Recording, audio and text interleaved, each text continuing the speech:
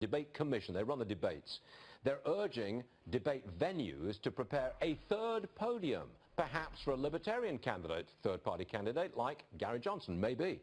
Johnson needs to poll at 15% to make it to the debates.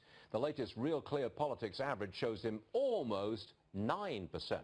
Look who's here. Former Congressman Ron Paul, libertarian extraordinaire, who is smiling this morning. This is Gary Johnson's moment, isn't it, really?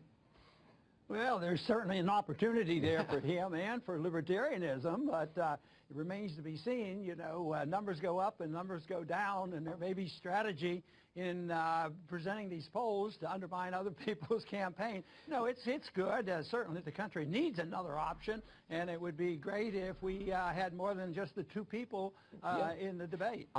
See if you agree with me on this. I think that if Mr. Johnson were included in the debates, it would really change not just the tone of the debate, but the political outlook. Because the man has a good case to make, and he's an articulate person, and he does stand in between two rather unpopular candidates. I think this really could change things. You agree?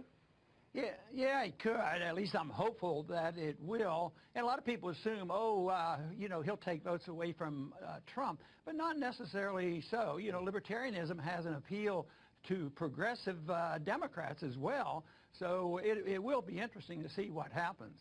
Well, he could make the libertarian case very forcefully in front of a very large audience. And I'm sure that'd be good for you guys. Now, one quick question. Yeah. I'm trying to find something that Ron Paul would like in the Trump economic growth plan. And I think you would like the radical cutting of taxes. You would approve of that, wouldn't you?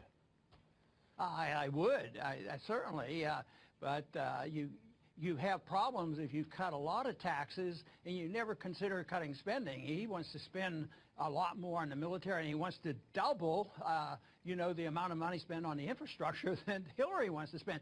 So the two don't add up, and a libertarian would say, yes, cut all the taxes you can, but you got to cut the spending, and that is unacceptable in the political climate that we've had for 50 years. But he's got a good idea for infrastructure rebuilding.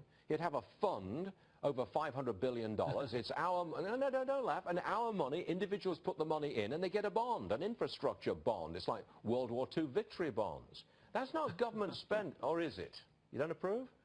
Well, no, I just don't think it's going to work. Nobody's going to volunteer and buy those bonds, you know. But no, I think it's good politics for him. You know, we're going to rebuild the infrastructure, and we're going to rebuild the military, and we're going to lower taxes. I think the best part that I heard was getting that corporate tax down. You know, we have the highest corporate tax in the world, 35%, and he's talking about 15%. That alone would be a tremendous benefit. I was looking for something that you would like, and I think we found it right at the very end. Congressman Ron Paul, we left it till the very end. Thanks very much indeed.